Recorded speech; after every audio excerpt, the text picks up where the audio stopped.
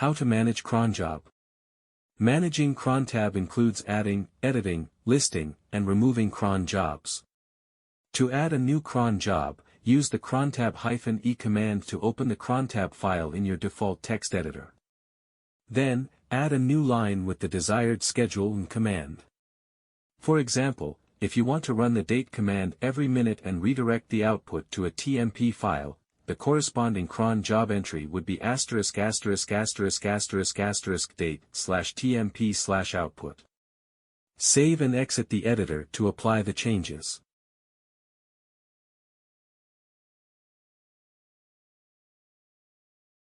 After saving the changes, you can view the contents of the output TMP file by using the cat command.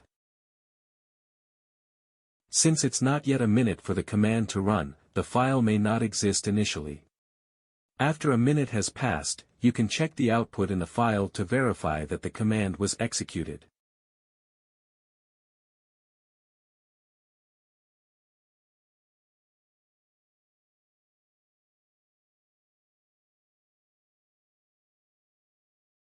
To edit existing cron jobs, again use the crontab-e command to open the crontab file. Modify the schedule or command as needed. Let's say we modify the cron job to run every 2 minutes. Save and exit the editor to update the cron job. You can check the output in the file after 2 minutes to verify that the command was executed.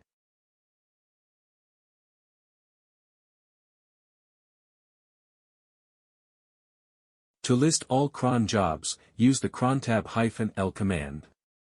This will display the current contents of the crontab file in the terminal. To remove a cron job, use the crontab-e command to open the crontab file. Delete the line corresponding to the cron job you want to remove. Press DD to delete the line using editor. Save and exit the editor to apply the changes.